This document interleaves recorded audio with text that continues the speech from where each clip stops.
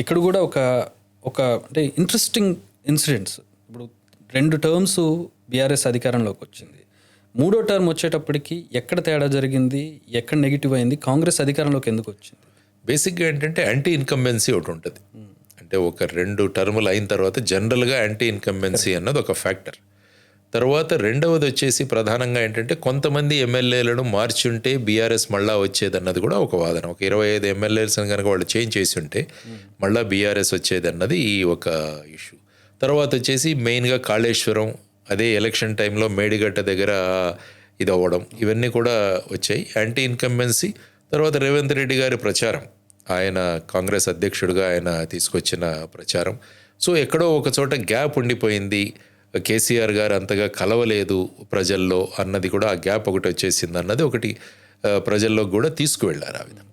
So Revanth Reddy జర్నీని ఎట్లా చూస్తారు సార్? ఆయన ఒక సాధారణ కార్యకర్త స్థాయి నుంచి చాలా తక్కువ టైంలో సీఎంగా రావడం అనేది, అందులోనూ కాంగ్రెస్ పార్టీ లాంటి ఒక పార్టీలో సీఎం స్థాయికి ఎదగడం అనేది, అంటే ఏంటంటే బేసిక్గా ఎలక్షన్ టైంలో ప్రజలను ఎలా రీచ్ అవుతున్నాం అన్నది కూడా ఒకటి చాలా ఇంపార్టెంట్.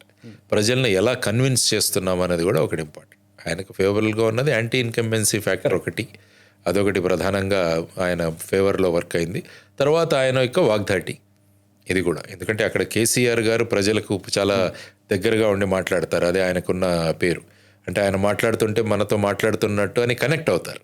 సో ఆ విధంగా రేవంత్ రెడ్డి గారు కూడా మాట్లాడేటప్పుడు ప్రజలకు చాలా దగ్గరయ్యారు అన్నది ఒక ఇది యాంటీ ఇన్కంబెన్సీ. తర్వాత కొంతమంది ఎమ్మెల్యేలను మార్చకపోవడం, ఇదంతా కాంగ్రెస్ పార్టీ గెలుపుగా అనుకుందాం. ఆయన ముఖ్యమంత్రి అవడానికి నేను అనేది, కాంగ్రెస్ పార్టీలో అంతమంది సీనియర్లు, కాంగ్రెస్ పార్టీలో ఉన్నటువంటి పరిస్థితులు, రాజకీయాలు, అంతర్గత రాజకీయాలు, ఇవన్నింటినీ దాటుకుని ఆయన ముఖ్యమంత్రి అవ్వడం అంటే ఏంటంటే ఒక డిటర్మినేషన్తో వచ్చాడు. ఆయన కష్టపడ్డాడు కూడా. ఆయన పాదయాత్రలు కావచ్చు, మీటింగ్స్ కావచ్చు, ఆయన మాట్లాడే విధానం కావచ్చు. అంటే ఆయనకు కేసీఆర్కు గారికి ధీటుగా రేవంత్ రెడ్డి గారిని చూశారు ప్రజలు. ఆ తర్వాత ఆయన కాంగ్రెస్ గెలిచిన తర్వాత కూడా కొంత సమయం పట్టింది ఆయన డిక్లేర్ చేయడానికి. అప్పుడు కూడా కొంత జరిగింది, ఎవరినైనా తర్జన భర్జనలు చాలా జరిగాయి. కానీ ఫైనల్గా ఆయన వల్ల గెలిచాము అన్న ఒక కాన్సెప్ట్ను అందరూ ఒప్పుకోవడం వల్ల ఫైనల్గా ఆయన ముఖ్యమంత్రిగా అవ్వడం జరిగింది. ఇక్కడ ఎలా ఉందనుకుంటున్నారు క్లుప్తంగా, ఇక్కడ పరిపాలన ఎట్లా ఉందనుకుంటున్నారు? అంటే బేసిక్గా ఏంటంటే ఏదైనా ప్రభుత్వాలు ఫైనల్గా ఆర్థికంగా మన దగ్గర బలోపేతంగా ఉంటే తప్ప మనం ముందుకు వెళ్ళలేము. ఎందుకంటే చాలా చోట్లకి రేవంత్ రెడ్డి గారే అన్నారు, జీతాలు ఇవ్వడానికి కూడా డబ్బులు లేవు, నేను ఎక్కడి నుంచి తీసుకురావాలి అన్న నిస్సహాయతను కూడా ఆయన 2-3 సార్లు వ్యక్తం చేయడం జరిగింది. అంటే హైదరాబాద్ ఉన్న తర్వాత కూడా తెలంగాణకి ఇట్స్ సర్ప్లస్. మొదట్లో డివైడ్ అయినప్పుడు ఇట్స్ సర్ప్లస్ స్టేట్, మనం అక్కడ డెఫిసిట్లో వెళ్ళాం, కానీ ఇక్కడ ఇది సర్ప్లస్ స్టేట్.